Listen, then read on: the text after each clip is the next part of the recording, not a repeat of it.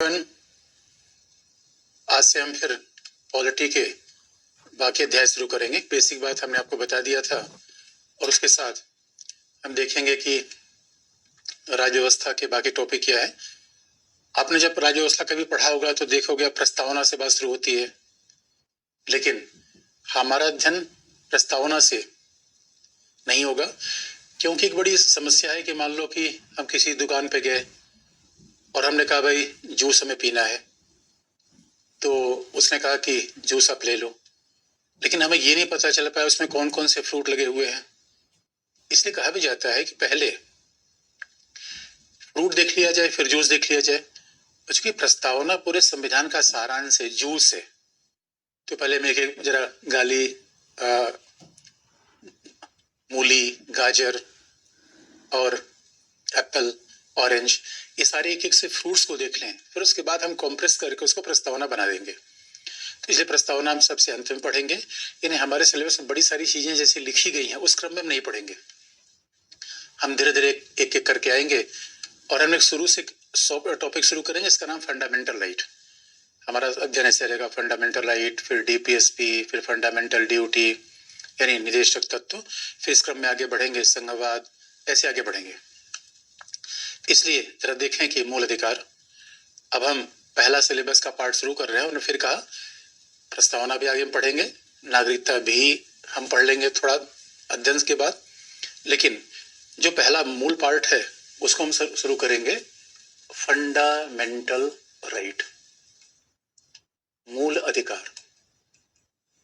तो पहले मूल अधिकार में पढ़ेंगे क्या क्या, एक आपको क्रम बना दे उसके बाद फिर हम देखें कि इसका अध्ययन हम कैसे करते हैं। मूल अधिकार में जिन चीजों का अध्ययन हम करेंगे उसमें पहले हम ये देख लेंगे कि मूल अधिकार के प्रकार कितने हैं, यानी कितने प्रकार के फंडामेंटल राइट हमारे संविधान में है। और अगर उन फंडामेंटल राइट की बात करें तो देखिए समानता का अधिकार, और एक एक की चर्चा करेंगे, यानी कि कितने प्रकार के अधिकार हमारे संविधान में है। पहला समानता का अधिकार, उसके बाद फिर स्वतंत्रता का अधिकार,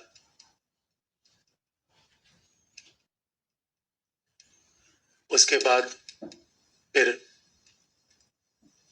और अगर आर्टिकल आप जानना चाहें तो समानता का अधिकार अनुच्छेद 14 से 18 तक, स्वतंत्रता का अधिकार अनुच्छेद 19 से 22 तक, फिर शोषण के विरुद्ध अधिकार, राइट अगेंस्ट एक्सप्लॉयटेशन, उसमें है अनुच्छेद 23-24, फिर है धार्मिक स्वतंत्रता का अधिकार, और एक एक एग्जाम्पल आपको बताएंगे। पहले हम देख लें क्या पढ़ना है हमें, फिर देखेंगे कि धार्मिक स्वतंत्रता का अधिकार 25 से 28, और आपको बता दें आर्टिकल इंपॉर्टेंट नहीं है, उसके विचार हम पढ़ेंगे और जो महत्वपूर्ण आर्टिकल होगा वो हमें पता चल जाएगा। हमेशा बच्चों में विचार देखना है, नजरिया बदलना है, इसलिए हम पहले कॉन्सेप्ट देखेंगे फिर तथ्य पर आएंगे। पहले आप आर्टिकल के पीछे मत पढ़िए कि अनुच्छेद 14 पढ़ना शुरू कर दिया, 15 पढ़ना शुरू कर दिया। पहले जब हम देखेंगे कि फंडामेंटल राइट का मतलब क्या है, उसके बाद फिर अल्पसंख्यकों के अधिकार,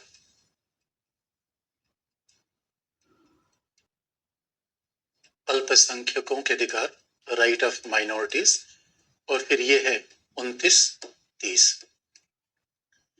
एक अधिकार जो मूल संविधान में था अभी उसको डिलीट कर दिया गया है, उसको मार के भगा दिया गया है, वो बेचारा था संपत्ति का अधिकार, इसलिए अब तो रहा नहीं, लेकिन प्रकार में अंतिम है, छठा है, 6 है।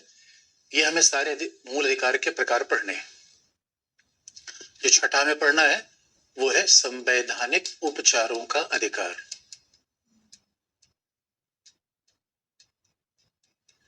संवैधानिक उपचारों का अधिकार, right of constitutional remedies, article 32। इतने प्रकार के अधिकार हमें पढ़ने हैं। अब फिर जब हम पढ़ लेंगे एक एक करके, फिर इन सब में अंतर संबंध आपको बताएंगे।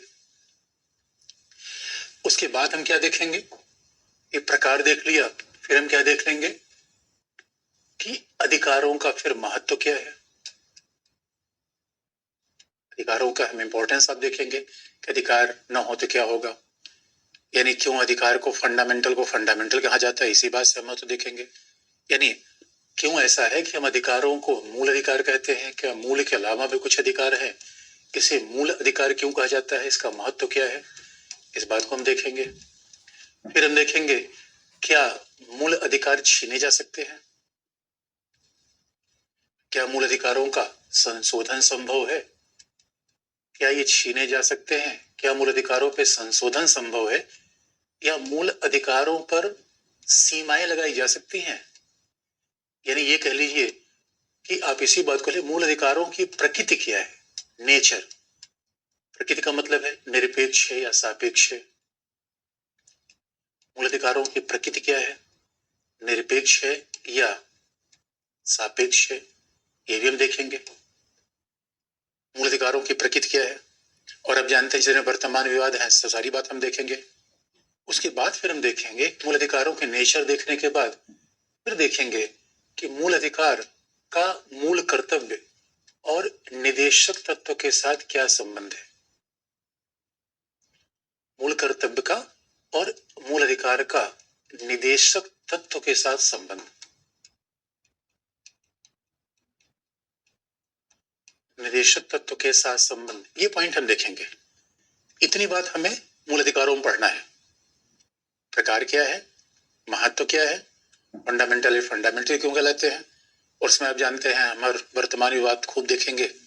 और फिर उसमें संशोधन कैसे है, सीमा क्या है, यानी क्या मूल अधिकार छीना जा सकता है, क्या मूल अधिकार को हम हटा दें, इस पर विचार करेंगे।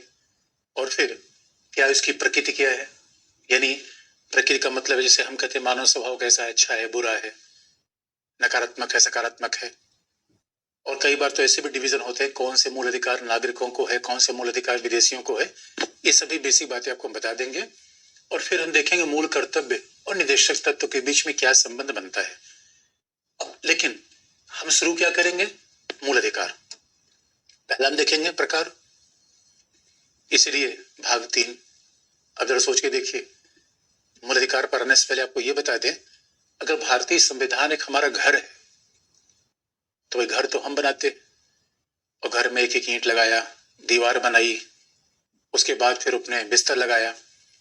अगर भारतीय संविधान घर है और घर बनाने वाले हम हैं, तो अब सवाल है कि जब हम घर बनाएंगे तो घर बनाने वाला अपने लिए घर में विशेष इंतजाम करेगा।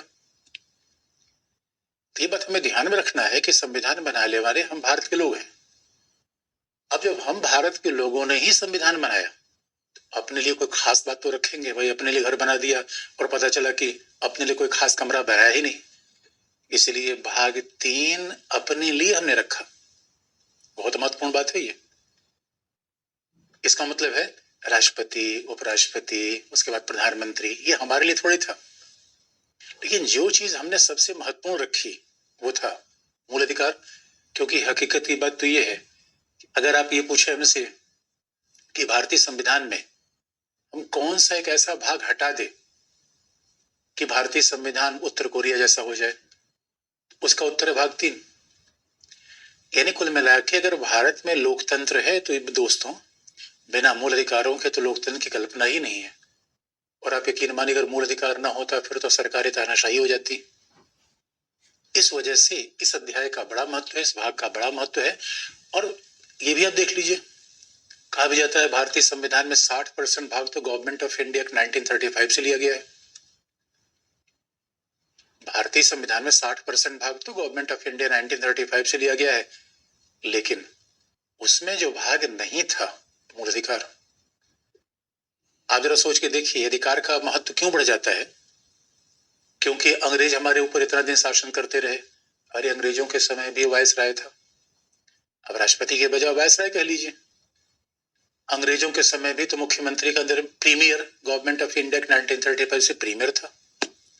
यानी मेरे दोस्तों आपको याद दिला दे, अंग्रेज आए थे तो हमारे यहाँ बाकायदा सरकार थी, और सरकार तो कितने जमाने से रही हुई है। लेकिन जो बात पहली बार हमें मिला, फंडामेंटल राइट, कितनी बड़ी बात थी। इसे दोस्तों हम लाए हैं तूफान से किश्ती निकाल के, और जब हम तूफान से किश्ती निकाला हमने, तो उस किश्ती में जो सबसे महत्वपूर्ण बात हमें दिखी, फंडामेंटल राइट। इसमें संविधान की शुरुआत भी की फंडामेंटल राइट से। कितनी महत्वपूर्ण बात थी। और कई बार तो लोग अनचाहे में बात कह देते हैं कि अरे अंग्रेजों के समय हम बड़े अच्छे थे, पुलिस बड़ी अच्छी थी। अरे मेरे दोस्तों, अंग्रेजों के समय कितने लोग मार पीट के अंडमान भेज दिए जाते थे, उनका आज तक पता नहीं चला। लेकिन आज फंडामेंटल राइट है। फंडामेंटल राइट है, इसका मतलब है कि हमसे अगर मोदी भी नाराज हो जाए, नीतीश कुमार भी नाराज हो जाए, वह प्रधानमंत्री हैं, ये मुख्यमंत्री हैं, बड़ी बड़ी हैसियत वाले लोग हैं, तो ये हमारा कुछ नहीं कर सकते। क्योंकि याद रखिए, फंडामेंटल राइट हमें है, प्रधानमंत्री को नहीं है। प्रधानमंत्री को तो लगाया गया हमारी सेवा करने के लिए, हमारा फंडामेंटल राइट ये कहता है। लेकिन अब कहेंगे सर कैसे, तो बात थोड़ी शुरुआत कर दे कि प्रकार क्या है समानता, स्वतंत्रता, और कैसे सबके संबंध आपस में बनते हैं। पहले एक एक बताएंगे, फिर आपस में संबंध बताएंगे, और फिर अब देखेंगे क्या जबरदस्त अधिकार हमें संविधान निर्माताओं ने दे दिया। और ये अधिकार हमने अमेरिकी संविधान निर्माताओं से सीखा। यानी अमेरिका के संविधान निर्माताओं के इसलिए भारत पर बड़ा प्रभाव है। और इसलिए दिखता है मेरे दोस्तों, केवल चुनाव करा लेना ये लोकतंत्र की निशानी नहीं है कि हमने 17 लोकसभा चुनाव करा लिए, 25 विधानसभा चुनाव करा लिए। लोकतंत्र की असली निशानी तो ये है कि लोगों को फंडामेंटल राइट कितना है। तो अब जरा देखिए फंडामेंटल राइट कैसा है, जरा आपको याद दिला दें। अब जरा देखिए, पहला हम देखेंगे समानता का अधिकार। अब एक एक अधिकार की बात हम कर लें। अब हम पहला क्या देखेंगे, समानता का अधिकार। तब तो हमें ये बात स्पष्ट होगी कि इसका कितना ज्यादा महत्व है, राइट टू इक्वलिटी, समानता का अधिकार। और हमने पहले कहा कि हमें पहले विचार पर आना है, अनुच्छेद हम देख लेंगे। अनुच्छेद तो सीधे अनुच्छेद 14 है समानता के अधिकार में, 15, 16, 17, 18 4 समानता की बात की गई है, लेकिन चारों में सबसे महत्वपूर्ण 14। ये भी आप कहेंगे सर 14 समानता से फंडामेंटल राइट शुरू हो रहा है, आजादी से नहीं। कहाँ किसी चीज की शुरुआत हो रही है, इसका भी बड़ा महत्व होता है। असमानता की सीधी सी बात है, आप याद रखिए। समानता का मतलब क्या है कि हमारे यहाँ बात ध्यान में रखने की है, हमने पहले भी कह रखा है, हमारे यहाँ विधि के शासन से देश चलता है, बागेश्वर धाम से नहीं। आजकल आपने खूब न्यूज में सुन रखा होगा। मेरे बच्चों, ये देश हमारा विधि से चलता है, बात ध्यान रखिए। यानी हमारे यहाँ धर्म ग्रंथ से नहीं, परंपरा से नहीं, प्रथा से नहीं, संविधान में लिखा। और प्यारे बच्चों, ये देश विधि से चलता है, इसलिए इस देश में क्या है, विधि का शासन है। बात ध्यान रखने की है, लेकिन बार बार इस बात को रिपीट करेंगे। इस देश में विधि का शासन है, धर्म का नहीं, परंपरा का नहीं, प्रथा का नहीं। अब विधि का शासन है तो आप जानते हैं विधि हमारे यहाँ संसद बनाएगी, राज्य में विधानसभाएं बनाएगी। लेकिन क्या इस विधि में, क्या ये विधि, क्योंकि विधि जब संसद बना देगी, विधानसभा बना देगी, जरा सोच के देखिए। अब मान लीजिए हमने कोई बना दिया घरेलू हिंसा निवारक अधिनियम, या अभी इसका एग्जाम्पल हम बाद में लेंगे, एक हमने विधि बना दिया, कोई भी एग्जाम्पल आप ले सकते हैं, पर्यावरणीय विधि, जन प्रतिनिधित्व अधिनियम, कोई भी एग्जाम्पल आप ले लीजिए। अगर मान लीजिए हमने कोई विधि बना दिया, तो संसद ने जो विधि बना दिया उस विधि के समक्ष सभी समान होंगे। ये बहुत बड़ी बात है। सभी समान का मतलब है, अगर सोच के देखिए कितनी बड़ी बात है। एक तरफ हमारे यहाँ अंबानी है, दोस्तों अंबानी घर ही 23 मंजिले का है। मुंबई में अंतालिया आप जाएंगे, अंबानी घर 23 मंजिले का है, उनके अपने हेलीकॉप्टर है। लेकिन बात याद दिला दें, अगर अंबानी किसी की हत्या कर देंगे तो उन पे वही कानून लागू होगा, वही विधि लागू होगी जो आम आदमी पर। कितनी बड़ी बात है। यानी दोस्तों जरा देखिए, हमारा समाज तो देखिए, अब समाज में कोई गरीब है, यानी अब जरा सोच के देखिए, अंबानी पे जो विधि लागू होगी वही सलमान खान पर, और जो विधि सलमान खान पर लागू होगी वही उनके ड्राइवर पर, और जो विधि उनके ड्राइवर पर लागू होगी वही रिक्शा चालक पर। और इतना ही नहीं, जो विधि रिक्शा चालक पर लागू होगी वही विधि प्रधानमंत्री, मुख्यमंत्री पर भी लागू होगी। यह है समानता का अधिकार। इसलिए पहला हमारा फंडामेंटल ही क्या देता है दोस्तों, आप याद रखिए, समानता का मतलब कितनी बड़ी बात हो, जरा समझने की बात है। तो इसे विचार समझिए, अच्छे से चीजों को समझिए। कई बार हमें समानता का अधिकार ऐसा लगता है कोई हुई बात नहीं। अरे मेरे भाई और बहनों, आप ही जहां रहते हैं कोई जमींदार है, कोई बहुत बड़ा संपन्न व्यक्ति है, लेकिन इस देश में संपत्ति के हिसाब से, जाति के हिसाब से, धर्म के हिसाब से, कानून के हिसाब से विधियां, धर्म के हिसाब से विधियां नहीं बनती, बल्कि इसे हमारे यहाँ न्यायपालिका में कभी आप जाएंगे तो न्याय की देवी ने आंख पे पट्टी बांध रखी है, सब बराबर। यानी कहा भी जाता है जब सलमान खान के खिलाफ एक केस आया हिट एंड रन का, यानी उनकी कार किसी को मार के भाग गई, तो वो बच इसलिए पाया कि कार उनका ड्राइवर चला रहा था। ये जरा सोच के देखिए, सलमान खान के ऊपर जो केस लागू होगा वही उनके ड्राइवर के ऊपर भी लागू होगा। जबकि जो रिक्शा वाला, अगर रिक्शे वाले ने किसी की हत्या कर दी तो वही विधि लागू होगी जो किसी पढ़े लिखे आदमी ने हत्या कर दी किसी की। इसलिए इंटरेस्टिंग पार्ट है, जो कई हमारे देश में माफिया हैं, बड़े बड़े लोग हैं, उनके ऊपर भी वही विधियां लागू होती हैं जो आम व्यक्ति के ऊपर। कितना रेडिकल विचार है दोस्तों, कितना कमाल का विचार है। इसका मतलब है, आप जरा सोच के देखिए, अब यही बात अनुच्छेद 14 में लिखी गई है, विधि के समक्ष समानता। मुझे कहा भी जाता है अनुच्छेद 14 का मतलब क्या हो गया कि सब व्यक्ति विधि के समान। एक ही बात कहने के 5 तरीके आप लगा लीजिए। अब इसी बात को अगर लिखा जाए तो किसका मतलब क्या हो गया, समानता का अधिकार का मतलब है सभी विधि के समक्ष समान होंगे। इसी कहने का अलग अलग तरीका है।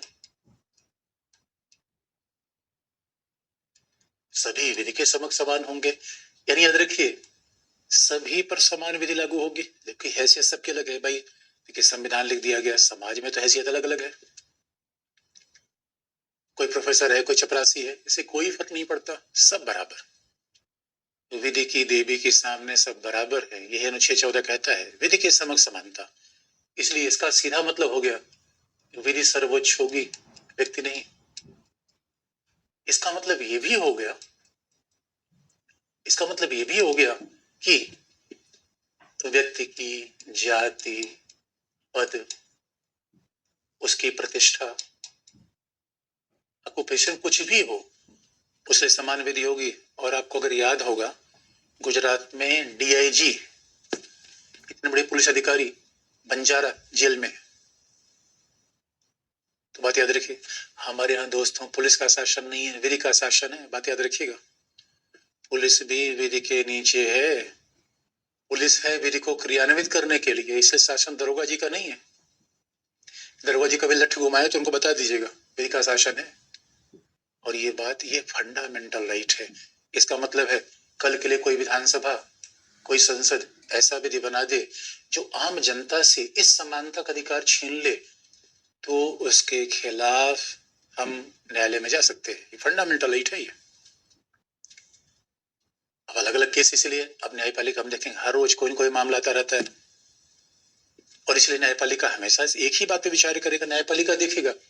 इसलिए फंडामेंटल राइट फंडामेंटल है, क्योंकि एक तरफ अनुच्छेद 14 मेरे दोस्तों ने 100 सोनार की ने एक लोहार की। अब देखो, लोहार एक धम्म से मारता है थोड़ा, और सोनार क्या करता है, खुट खुट खुट किए जाता है। तो संसद के द्वारा निर्मित विधियां क्या है, सुनार वाला काम है, एक विधि बना दिया, 2 विधि बना दिया। एक तरफ देश की 1000 विधियां, एक तरफ अकेले अनुच्छेद 14। अनुच्छेद 14 के खिलाफ कोई विधि नहीं हो सकती, इसलिए फंडामेंटल राइट, कोई विधि बने, इसे आप अनुच्छेद 14 केवल एक आर्टिकल मान के मत चलिए। अनुच्छेद 14 सब पे भारी, ये खली है। और आप जानते हैं खली है, और ये विधियां क्या है, संसद द्वारा विधियां क्या है, राजपाल यादव। और जब राजपाल यादव खली टकरा जाए तो कौन जीतेगा, खली। इसलिए कितना बड़ा महत्व हो गया, सब बराबर हो गया दोस्तों। क्या कमाल का चेंज अनुच्छेद 14 ला दिया। तो अनुच्छेद 14 ने कहा अब क्या जाति, धर्म, पद, प्रतिष्ठा, किसी, यानी जो विधि प्रधानमंत्री पर लागू होगी वही विधि किस पर लागू होगी, आम नागरिक पर। ये बड़ी बात हो गई। इसे कहा भी जाता है हमारे यहाँ कोई बड़ा नहीं है। ये बात मैंने शुरू से बताता आ रहा हूँ आपको। इसे 14 बड़ा महत्व का है। लेकिन अब आप कहेंगे सर ये बताओ, अगर सभी के ऊपर समान विधि लागू होती है तो आप सवाल एक पूछेंगे कि सर आप ये बताओ, यानी अनुच्छेद 14 की बात को हम आगे बढ़ा दें, यानी समानता के अधिकार को आगे बढ़ा दे। याद रखिए, पहले समानता कहाँ स्थापित होगी? लॉ से। आप कहोगे सर ये बताओ, फिर तो इसका मतलब है कि ए ने बी को गोली मारी। तो समानता का अधिकार का मतलब है कि अगर एक एग्जाम्पल देखें, अगर मोहन ने हत्या कर दी रमेश की, तो इनके ऊपर समान विधि लगेगी। लेकिन अगर यही एग्जाम्पल है कि हमारे राष्ट्रपति या राज्यपाल, अगर मोहन ने हत्या कर दी रमेश की, तो स्वाभाविक रूप में मोहन जेल में बंद होगा। हमारे यहाँ विधि है भारतीय दंड संहिता की धारा 302, वो जेल में जाएगा। और अगर सभी के लिए समान विधि लागू होती है तो फिर आप पूछेंगे ये स्टार्ट नहीं है। अगर सभी के लिए समान विधि लागू होती है तो फिर आप पूछेंगे सर ये बताओ, राष्ट्रपति महोदय, राज्यपाल महोदय, और अपने राष्ट्रपति राज्यपाल का नाम आप याद कर लो। अगर राष्ट्रपति और राज्यपाल महोदय भी, राष्ट्रपति राज्यपाल महोदय किसी आम नागरिक या रमेश की हत्या कर दे, तो सवाल है क्या उनके ऊपर भी मुकदमा चलेगा? क्योंकि आप तो करें सब विधि के समान है, सब विधि के समान है। तो आपको याद दिलाए दोस्तों, हमारे यहाँ सब विधि के समान है। लेकिन एक एग्जाम्पल ये है। दूसरा है कि मान लीजिए आप कहोगे सर अमेरिका का भारत में राजदूत है, भारत में अमेरिका का राजदूत है, और अमेरिका के राजदूत ने क्या किया? भारत में अमेरिका का राजदूत है और उस अमेरिका के राजदूत ने भारत में किसी की हत्या कर दी। अब क्या होगा?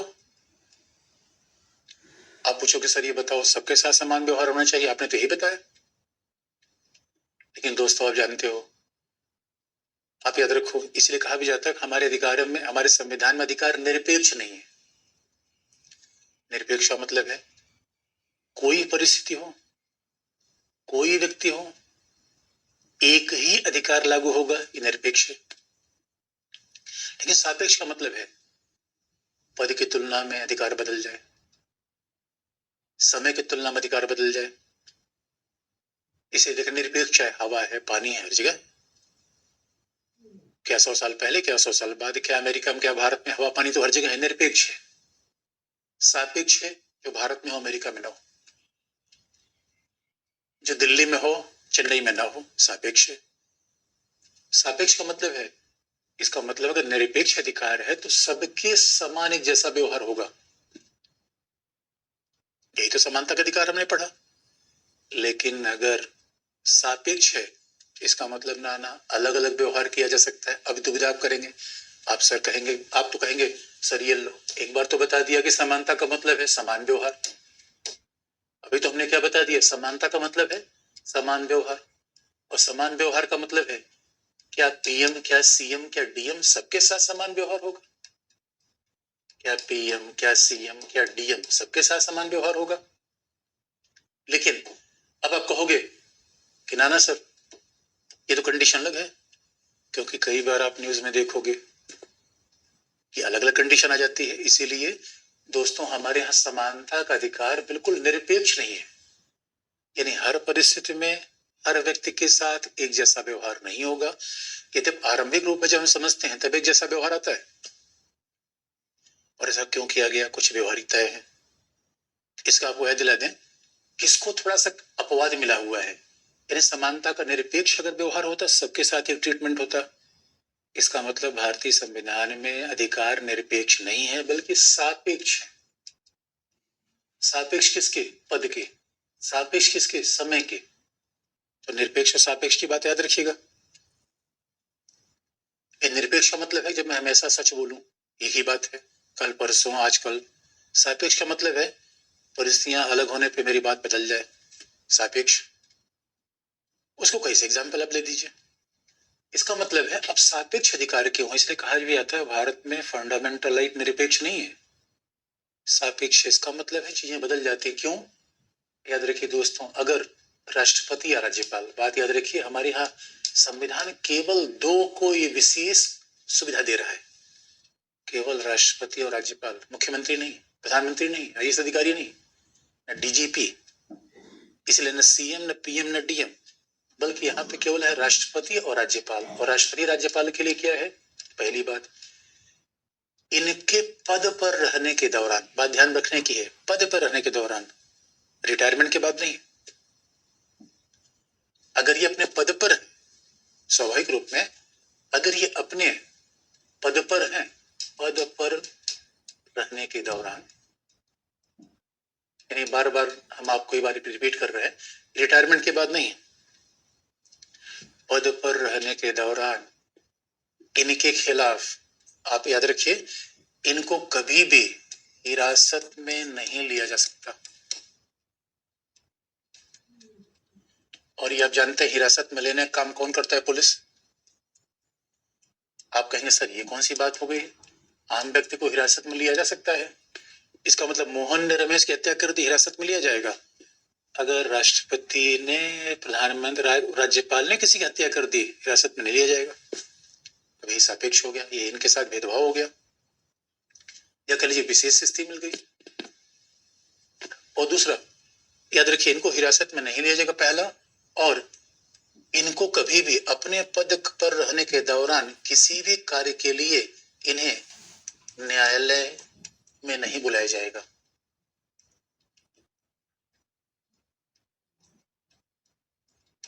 न्यायालय के समक्ष इन्हें नहीं बुलाया जाएगा।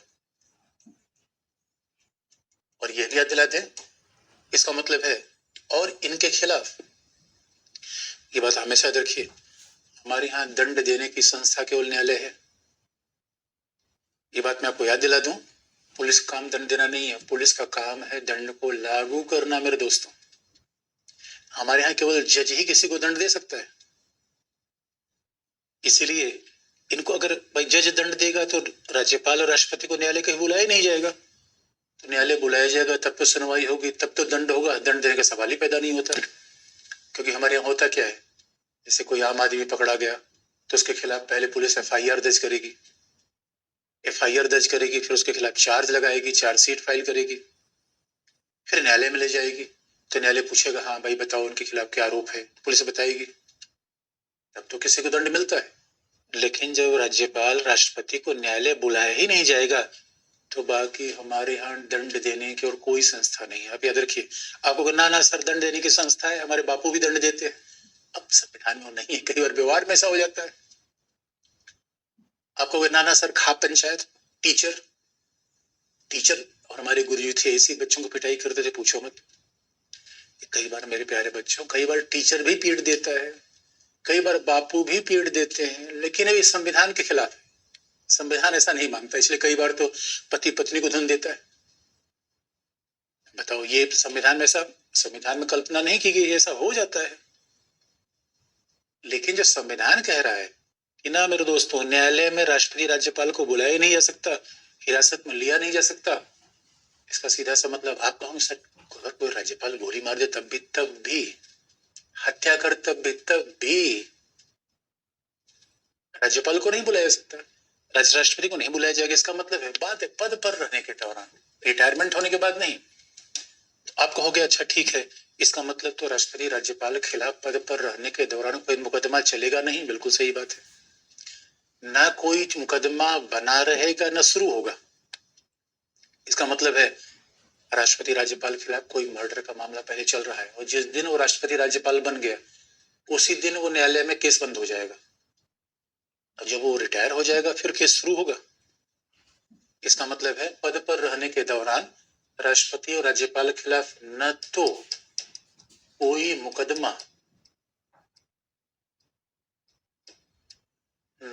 मुकदमा आरंभ किया जाएगा,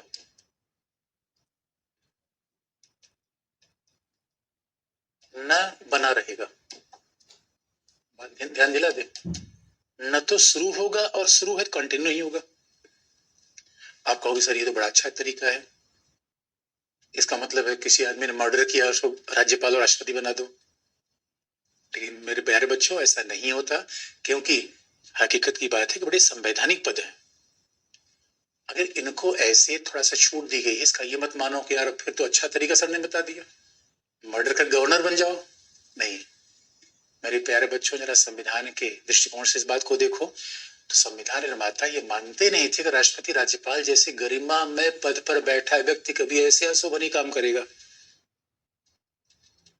इसलिए मेरे बच्चे ये भी बात बता दें, एक संविधान होता है, एक नैतिक मर्यादा होती है। इतने बड़े पद पर बैठा है व्यक्ति, कुछ तो नैतिक मर्यादा का ध्यान रखेगा। इसलिए आज तक कभी ऐसा नहीं हुआ किसी मर्डर को गवर्नर राष्ट्रपति बना दिया गया हो, याद रखो, आज तक कभी ऐसा नहीं हुआ। हाँ, ये जरूर हुआ है, कोई राज्यपाल है उसके खिलाफ ऐसे आरोप लगे। मध्य प्रदेश के राज्यपाल के खिलाफ पद के दौरान ऐसे आरोप लगे थे कि भ्रष्टाचार हुआ। तो जब न्यायालय में उनके खिलाफ मामला आया तो न्यायालय ने कहा ना भाई, गवर्नर है गवर्नर। याद रखो, गवर्नर के दोस्तों क्या जलबे। कभी राजभवन में जाओ, गवर्नर तो ये आज भी है कि गवर्नर के खिलाफ कोई मामला नहीं चलेगा। लेकिन आप कहोगे, और ये संविधान के, इसका मतलब है अनुच्छेद 14 में समानता की बात का पहला अपवाद आ गया। और कहोगे सर ये बताओ, ये राष्ट्रपति राज्यपाल के लिए ऐसा क्यों किया गया? तो इसका सीधा उत्तर है, इतनी बड़ी गरिमा में पद है पहला। और एक ब्रिटेन में कहावत थी कि ब्रिटेन के लोकतंत्र से हमारा बड़ा लोकतंत्र प्रभावित है। ब्रिटेन में कहावत थी, king can do no wrong. राजा कभी कोई गलती नहीं कर सकता, क्योंकि राजा काम ही नहीं करता। अरे बच्चों देखो, राष्ट्रपति और राज्यपाल बनता कौन है 70 साल की उम्र के बाद कोई व्यक्ति, और वो निर्वाचित तो है नहीं। राष्ट्रपति तो निर्वाचित है, लेकिन आम लोगों से तो होता नहीं। लेकिन इसलिए उनका एक गरिमा में पद है। राष्ट्रपति राज्यपाल ये काम ठीक वैसा नहीं करेंगे जैसे हमारे घर के दादाजी। भाई गरीब दादाजी इतनी उम्र के हो गए, अपने जीवन पर नियंत्रण भी करना जानते हैं। अब आप कहोगे दादाजी ने किसी का मर्डर कर दिया, अरे सब काम बच्चे करते हैं, दादाजी क्यों करेंगे ऐसा काम? इसलिए ऐसा काम कभी नहीं करेंगे, और कभी कोई व्यक्ति इनके खिलाफ न्यायालय में जाए भी ना। ये भी एक बात भाई, भारत में कई बार देखा होगा, अब आप शहर में पढ़ने चले आए, आपके पड़ोसी से आप घर वालों की झगड़ा हो गया, तो आपका भी नाम FIR में लिखवा दिया। आप सोचो क्यों? क्योंकि सोच रहा है कि बच्चा भी न पढ़े। तो भारत में तो कई बार लोग पर्सनल दुश्मनी के कारण केस चले आते हैं, FIR करवा देते हैं। इसलिए राज्यपाल और राष्ट्रपति को हटाया गया है, ये विशेषाधिकार दिया गया है कि कोई बिला वजह पर्सनल दुश्मनी के कारण भी इनके खिलाफ कोई थाने में जाके FIR न करा दे। और तो उसमें से नेताओं के खिलाफ कई बार होता है, बेचारे MP हैं, MLA हैं, आपने कई बार सुना होगा उनके खिलाफ ये मामले चल रहे, उसमें आधे मामले तो फर्जी होते हैं, आधे मामले तो विपक्षी दल के द्वारा कर दिए जाते हैं कि अपराध किया वो अपराध किया। इसीलिए हमने कहा कि इतने बड़े पद हैं कि इन पर छीछालेदर न होने पाए, इसलिए हमने ऐसा विशेषाधिकार इनको दे दिया। आप पूछेंगे सर किस अनुच्छेद में? अनुच्छेद 361 में, 361 में। और ये भी बात याद रखने की है। लेकिन आप कहोगे सर ये बताओ, ठीक है राष्ट्रपति और राज्यपाल के खिलाफ आपराधिक मामला तो नहीं चल सकता, और आप याद रखो न्यायालय में 2 प्रकार के मामले जाते हैं, एक आपराधिक, हत्या, डकैती, मर्डर। भाई न्यायालय 2 प्रकार के मामलों को सुनता है, एक आपराधिक जैसे क्रिमिनल, फौजदारी, जो भी कह लो आप। और एक खास बात है, जो क्रिमिनल मामले हैं, फौजदारी मामले हैं, उसमें तो राष्ट्रपति को छूट है। और क्रिमिनल का मतलब है कि जब एक व्यक्ति दूसरे की हत्या कर रहा है तो उसका प्रभाव पूरे समाज पर है। तो अगर मोहन ने रमेश की हत्या कर दी, ये रमेश की हत्या नहीं है, पूरे लोक व्यवस्था की हत्या है। और कल के लिए अगर रमेश को दंडित, मोहन को दंडित नहीं किया गया तो समाज में व्यवस्था फैल जाएगी। इसे कहते हैं आपराधिक मामले, जिस मामले का फर्क पूरे समाज पर पड़ रहा है। दूसरा मामला कौन सा है? सिविल, दीवानी। अच्छा वो वाला दीवानी नहीं जो हम आप समझते। दीवानी का मतलब है संपत्ति का झगड़ा। अच्छा पति पत्नी के झगड़े होने की तो कोई उम्र नहीं होती, कभी भी झगड़ा हो जाए। तो आप कहोगे सर ये बताओ, गवर्नर साहब के पत्नी के बीच कोई झगड़ा हो जाए तो भी न्यायालय में नहीं जाएंगे? गवर्नर राष्ट्रपति पति भी तो हो सकता है। भाई हमारे 2 प्रकार के काम हैं, एक तो हमें किसी पद पर बैठने के कारण काम कर रहे हैं, हमारा निजी जीवन भी तो है। तो आप कहोगे सर ये बताओ, मान लो गवर्नर साहब और राष्ट्रपति गवर्नर साहब और उनकी पत्नी के बीच कोई झगड़ा हो जाए तो क्या उनके पद पर रहने के दौरान ये भी न्यायालय में नहीं जाएगा? ये जाएगा। ये अपवाद है। यानी भाई पत्नी का झगड़ा, संपत्ति का झगड़ा, ये सिविल मामले, दीवानी कहिए, सिविल कहिए, आप उसे सिविल कहिए, दीवानी कहिए, इसका मतलब है ये मामले जा सकते हैं। अब मान लीजिए कोई गवर्नर है, भाई के साथ संपत्ति का झगड़ा हो गया, ये मामले न्यायालय में जा सकते हैं। यानी संपत्ति के मामले में, विवाह के मामले में हम राष्ट्रपति राज्यपाल के खिलाफ भी न्यायालय में जा सकते हैं। इसका मतलब उनके ऊपर वहां वही कानून लागू होगा जो बाकी लोगों के ऊपर लागू होता है। लेकिन आपराधिक मामले में राष्ट्रपति राज्यपाल को विशेष अधिकार मिला हुआ है। ये बात हमें तय हो गई, ये बात स्पष्ट हो गई। लेकिन आप फिर दूसरा सवाल पूछेंगे, इसका मतलब है समानता इसलिए सापेक्षिक है क्योंकि दो पदों को थोड़ा अपवाद बना दिया गया है और ऐसा अनुच्छेद 361 में लिखा गया है। इसे कई बार संविधान के एक आर्टिकल पढ़ते समय दूसरे को भी ध्यान रखना है। दूसरा, आप कहोगे सर इनका ये राजदूत का नाम क्यों लिखा? याद रखिए, राजदूत को समानता से कोई सुविधा, समानता से अपवाद संविधान में नहीं लिखा गया है। कुछ परंपराएं होती है दोस्तों, आप याद रखो। अब भारत का राजदूत अमेरिका में होगा, अमेरिका का राजदूत भारत में होगा, तो ये संयोग की बात है, दुनिया के कानून अलग अलग होते हैं। भारत में हम कार चलाने के लिए दाहिनी तरफ बैठते हैं, अमेरिका में लोग बाईं तरफ बैठ कार चलाते। तो मान लो कि अमेरिका में चालान के नियम अलग हैं, हमारे यहाँ चालन की विधि अलग है। अब आप जरा सोच के देखो, हमारे यहाँ कोई कपड़ा बहुत छोटा पहन के अचानक सड़क पे डांस करने लगे तो अश्लीलता समझी जाएगी, कानून का उल्लंघन है। अमेरिका में ऐसा नहीं है। तो मान लो कोई अमेरिका का राजदूत है और इधर से मामूली कपड़े पहन के से दौड़ रहा है, उसको पुलिस हिरासत में नहीं लेगी। इसलिए राजदूतों के लिए भी विधि के समक्ष समानता का विचार लागू नहीं होता। राजदूतों के लिए विधि के समक्ष समानता का विचार लागू नहीं होता, उन्हें भी छूट मिलती है, लेकिन ये छूट व्यवहारिक रूप में है। संविधान में इसका उल्लेख नहीं किया गया है क्योंकि दोस्तों राजदूतों को ये सुविधा उसी समय से मिल रही है जैसे हमारे यहाँ रावण के दरबार में अंगद गए थे, तो ये बात विभीषण ने कहा था, भाई राजदूत को हत्या नहीं करते। नहीं, पता चला अगर राजदूत को मारने की धमकी हो जाए फिर तो यूक्रेन के राजदूत को रसिया मार देगा, क्योंकि रसिया का यूक्रेन से झगड़ा चल रहा है। इसलिए राजदूत को हम फंसा देंगे कानून में, क्योंकि पता चला पाकिस्तान का जो राजदूत भारत में है उसको हमने फंसा दिया कि देखो इसने विधि का उल्लंघन किया, क्योंकि हमारे उससे दुश्मनी है। इसलिए राजदूतों को थोड़ा सा सुविधा दी गई है, उनके ऊपर समानता का सिद्धांत अपवाद होता है।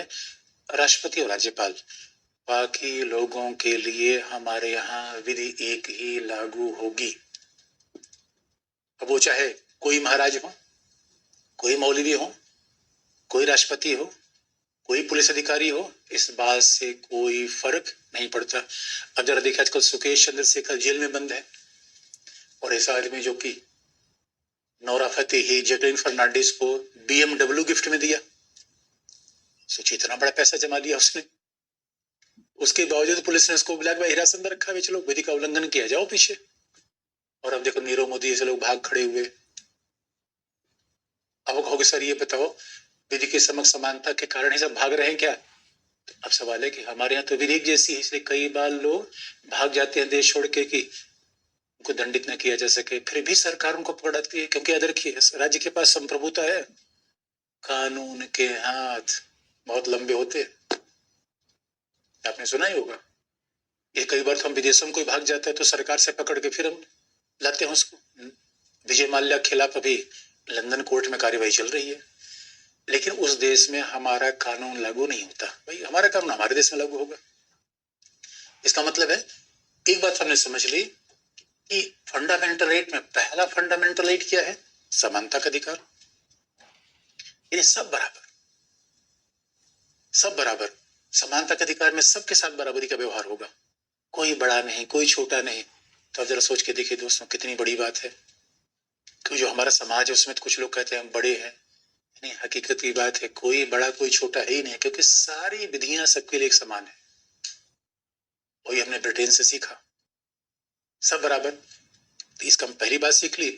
और दूसरे कुछ अपवाद हमने बना लिया राष्ट्रपति और राज्यपाल का, क्योंकि वो व्यवहारिक कारण थे कि भाई ऐसे पद हैं जो संवैधानिक है, उनको पॉलिटिसाइज न किया जाए।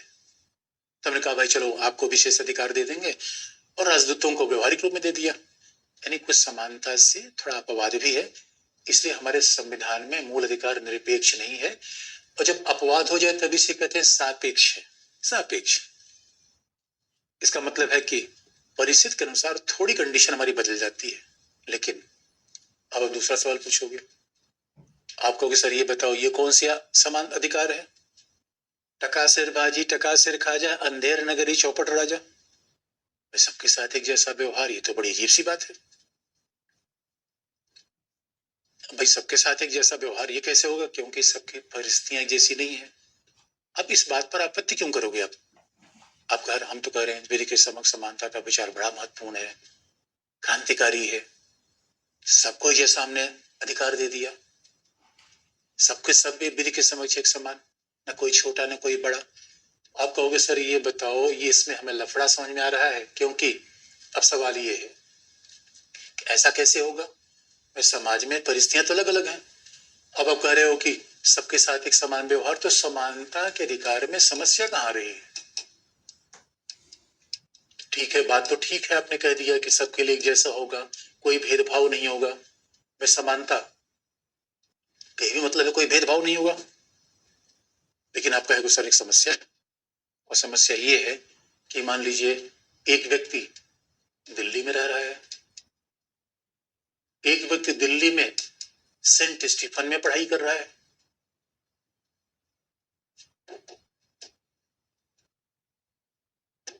आपको सर ये बताओ एक व्यक्ति दिल्ली में सेंट स्टीफन में पढ़ाई कर रहा है, उसके पिता प्रोफेसर हैं,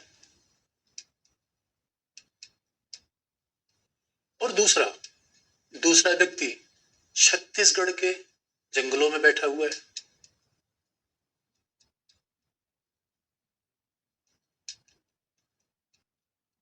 छत्तीसगढ़ के जंगलों में बैठा हुआ है और वो जनजाति समुदाय का व्यक्ति है।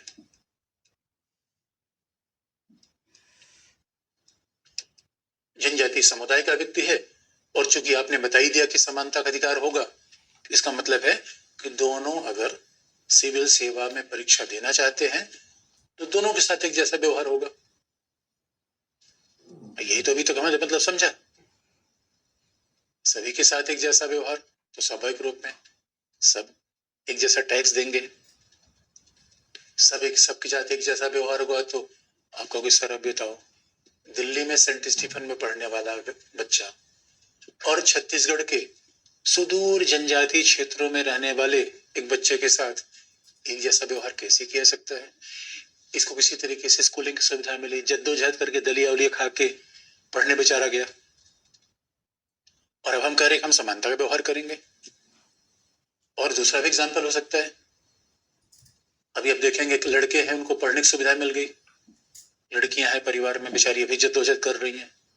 हमारे घर में कहा जा रहा है कि नहीं भाई लड़कियां कैसे पढ़ेंगी, इनका काम तो घर गृहस्थी चलाना है, शादी करना है।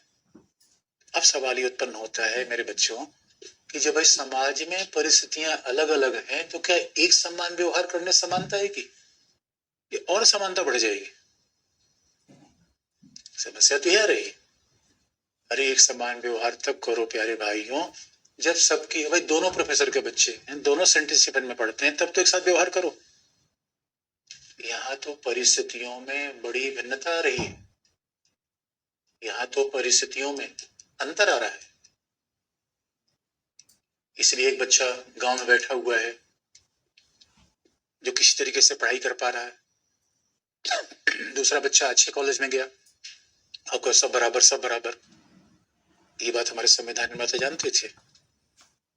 इसलिए भी दोस्तों एक तरफ तो अनुच्छेद 14 में कहा गया सबके साथ समानता होगी, इसको कहा गया विधि के समक्ष समानता, लेकिन अगले ही मुकाम पर ये बात कह दी गई ना ना ना, हम समानता ही नहीं रखेंगे बल्कि कुछ लोगों का प्रोटेक्शन भी करेंगे, कुछ लोगों को विशेष सुविधा देंगे, कुछ लोगों का प्रोटेक्शन करेंगे क्योंकि वंचित समाज के लोग हैं। इसलिए हमारे यहाँ अनुच्छेद 14 में दूसरी बात लिख दी गई, विधि का समान संरक्षण। केवल विधि के सम्मुख समानता नहीं, समान शब्दों पर ध्यान दीजिए, इक्वल प्रोटेक्शन। केवल विधि का समान होना पर्याप्त नहीं है, बल्कि, और आप जानते हो किसके संरक्षण की आवश्यकता पड़ती है? जो हाशिए पर है, जो वंचित है। हम किसका संरक्षण करेंगे? जो वंचित है। हम किसका संरक्षण करेंगे? जो हाशिए पर है। इसका मतलब कैसे संरक्षण करेंगे? उनके लिए कुछ अलग विधि बनाएंगे, कुछ अलग पॉलिसी बनाएंगे। इसलिए दोस्तों, अगर आप देखोगे हमारे यहाँ पूरे हिंदुस्तान में कानून चलता है, अगर आपके पास किसी जमीन का मालिकाना हक तब माना जाएगा जब उस जमीन की रजिस्ट्री आपके नाम हो। जनजातीय क्षेत्रों में कानून नहीं है। जनजातीय क्षेत्र जहां पे बसे हुए हैं वो जमीन उनकी है, भले उसके नाम से उनकी रजिस्ट्री ना हो। अंतर कर दिया हमने। यानी चूंकि इनकी स्थिति, संरक्षण का मतलब है किसका संरक्षण? जो वंचित है। किसका संरक्षण? जो हाशिए पर है। इसलिए समानता का मतलब सभी के साथ समान व्यवहार नहीं, बल्कि वंचित लोगों का समान संरक्षण। उसके लिए क्या करना पड़ेगा? अब संरक्षण के लिए हमें क्या करना पड़ेगा? हमें या तो विधि बनानी पड़ेगी, या तो कोई नीति बनानी पड़ेगी, या तो कोई नीति बनानी पड़ेगी। और विधि कैसे हमने बनाई? फॉरेस्ट ड्वेलर्स एक्ट, यानी फॉरेस्ट ड्वेलर्स एक्ट 2008 में बना। तो यानी वन्य, फॉरेस्ट यानी वन जोत, फॉरेस्ट ड्वेलर्स एक्ट, वन्य जोत अधिनियम 2008 में बना। और इसमें कह दिया गया है कि जनजाति जहां भी रह रहे हैं उस जल जंगल जमीन पर उनका मालिकाना हक होगा, उनको वहां से हटाया नहीं जा सकता। इतनी बड़ी बात है ये। अभी सरकार तो हमारे कहीं हाईवे बनाए तो किसी और समुदाय को हटा सकती है, जनजातियों को नहीं हटा सकती। अब बताइए, आप कहेंगे सर ये विशेष व्यवहार हो गया, यानी जनजातियों को हमने विशेष संरक्षण दे दिया। और आप याद रखिए, चूंकि हमारा देश चलता तो विधि से है, इसलिए विशेष संरक्षण देने के लिए या तो विधि बनानी पड़ेगी या पॉलिसी बनानी पड़ेगी। तो नीति क्या देंगे कि भाई जनजाति समुदाय को हमने आरक्षण दे दिया। अब हमने कहा कि अब सिविल सेवा में परीक्षा के लिए सामान्य किसी व्यक्ति को, इस व्यक्ति को नंबर प्राप्त करना पड़ेगा 800। अगर ये यूपीएससी में क्वालिफाई करना चाहता है, इसको 800 नंबर प्राप्त करना पड़ेगा।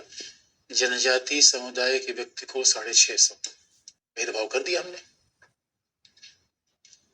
आप कहोगे ओ माय गॉड सर, ये बताओ आप समानता की बात कर रहे हो, भेदभाव की बात कर रहे हो? अनुच्छेद 14 किसकी बात करता है? मेरे दोस्तों, समानता की बात भी करता है, भेदभाव की बात भी करता है।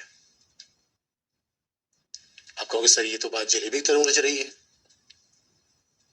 एक शेर है कि जहर देते हो कहते हो पीना होगा,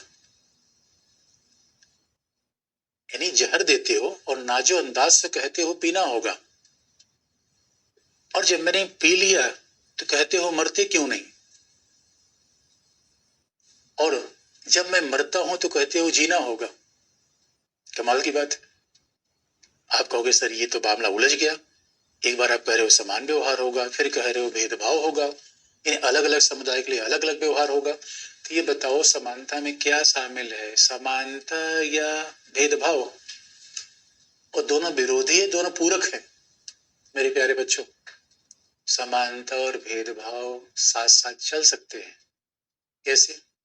अब देखो, अब समानता भेदभाव साथ साथ चल कैसे सकते हैं?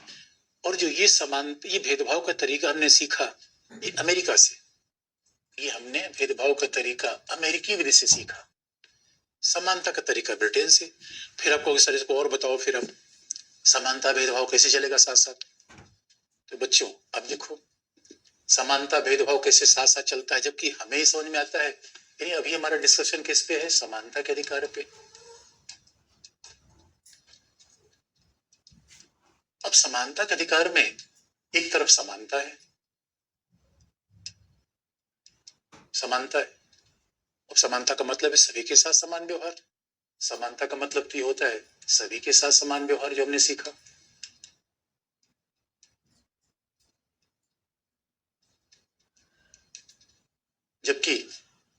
भेदभाव का मतलब तो ये होता है असमान व्यवहार। भेदभाव का मतलब तो होता है भाई असमान व्यवहार किया जाएगा, अलग अलग व्यवहार किया जाएगा। जैसे आपको भाई बहन दोनों लोग हैं, अब भाई बहन को नाश्ते में एक ही समान दलिया दी जाए तो विधि के समक्ष समानता, सभी के साथ समान व्यवहार। और पता चला बहन को सूखी रोटी दे दी जाए और सारे मलाईदार खाने भाई को दे दिया जाए, क्यों? भाई लड़ेगा, भाई है कमाएगा, बहन तो पराया धन है। भेदभाव है। और मेरे प्यारे भाइयों, भेदभाव भी दो प्रकार का होता है। असमान व्यवहार भेदभाव है। भेदभाव एक है तार्किक विवेकपूर्ण, जिसको हम, और एक है अतार्किक। एक है भेदभाव तार्किक। अब तार्किक भेदभाव कौन है? अब मेरे बच्चों याद रखो, अब आईएएस को जो पेमेंट मिल रहा है वो पीसीएस को नहीं मिलेगा, और जो पीसीएस को मिल रहा है वो दरोगा को नहीं मिलेगा। ये भेदभाव तार्किक है, ध्यान रखिए। और इसीलिए अरे भाई जो वंचित स्थिति में पैदा हुआ, आप कहोगे सर ये बताओ जनजाति वाला एग्जाम्पल देके बताओ, तो जनजाति समुदाय के व्यक्ति को परीक्षा में कम अंक पे प्रवेश देना तार्किक भेदभाव है, क्योंकि वो हाशिए पर पैदा हुआ, उसको उतनी शिक्षाएं नहीं मिली, सुविधा नहीं मिली। अतार्किक भेदभाव क्या है? यानी जाति के आधार पर, धर्म के आधार पर, या एक आईएएस है। अतार्किक भेदभाव क्या है? जाति के आधार पर दो आईएएस को अलग अलग वेतन देना अतार्किक भेदभाव है। यानी अतार्किक भेदभाव क्या है? यदि दो आईएएस ऑफिसर की जाति अलग अलग है, उनको अलग अलग पेमेंट देना, उनको पृथक वेतन देना, यह अतार्किक भेदभाव है। पुरुष और महिला दोनों आईएएस हैं, दोनों को अलग अलग वेतन देना अतार्किक भेदभाव है। इसलिए मेरे दोस्तों, आप अगर ये सोचते हो समानता में हम बिल्कुल समानता स्थापित कर देंगे, एक जैसा व्यवहार कर देंगे, वो कभी नहीं हो पाएगा। इसलिए समानता का मूल मतलब होता है अतार्किक भेदभाव, अतार्किक असमानता समाप्त करना। अतार्किक असमानता समाप्त करना, तार्किक असमानता को बनाए रखना। यही मामला भी उच्चतम न्यायालय से पूछा गया कि भाई ये बताओ आर्थिक आधार पर आरक्षण तार्किक समानता या तार्किक? तो उच्चतम न्यायालय ने कहा तार्किक। क्योंकि ध्यान रखिए, क्योंकि ये भेदभाव कौन करेगा? अनुच्छेद 14 में तो है नहीं। अनुच्छेद 14 में लिख दिया गया समानता का अधिकार, विधि के समक्ष समानता, विधि का समान संरक्षण। भेदभाव करेगा कौन बच्चों? इसलिए संविधान नहीं करता, भेदभाव के लिए संसदीय विधि बनेगी। भेदभाव कौन करेगा? संसदीय विधि के द्वारा। भेदभाव कौन करेगा? संसदीय विधि भेदभाव करेगी। भेदभाव कौन करेगा? राज्य की नीति के द्वारा भेदभाव होगा। लेकिन कई बार ऐसा अगर राज्य के द्वारा भेदभाव होगा, संसद के द्वारा भेदभाव होगा, सरकार के द्वारा भेदभाव होगा, तो हो सकता है सरकार एक पार्टी की है तो जानबूझकर मनमानी कर दिया जाए। इसीलिए भेदभाव उचित है या अनुचित है, इसकी जांच न्यायपालिका करेगा।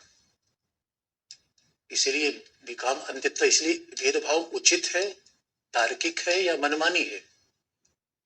भेदभाव उचित है या मनमानी है, इसकी व्याख्या कौन करेगा? न्यायपालिका। क्योंकि न्यायपालिका कोई पार्टी की संस्था तो है नहीं। न्यायपालिका तटस्थ है, निष्पक्ष है, न्यायपालिका अंपायर है।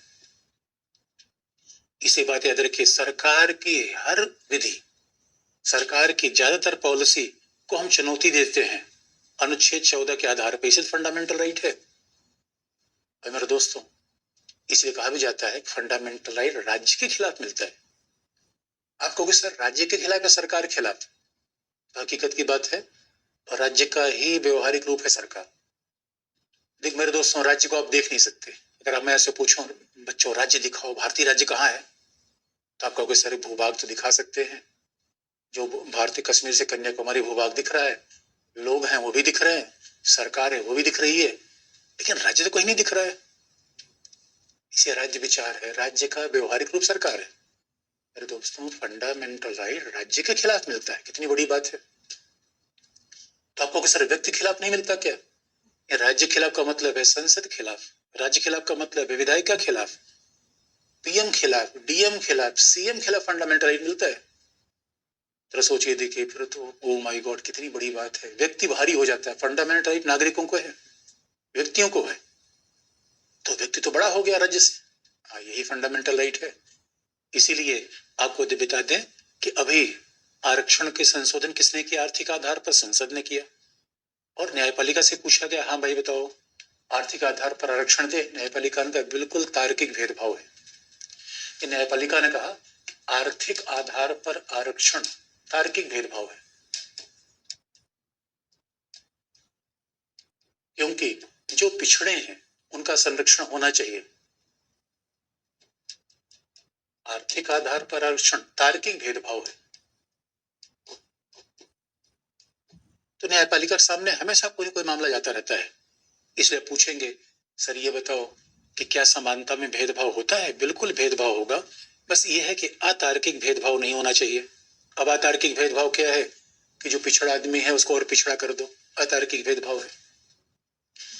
जो जनजाति समुदाय का व्यक्ति है उसको मुख्य धारा में न लाया जाए, अतार्किक भेदभाव है। महिलाओं को अभी भी घर में बांध के रखो, अतार्किक भेदभाव है।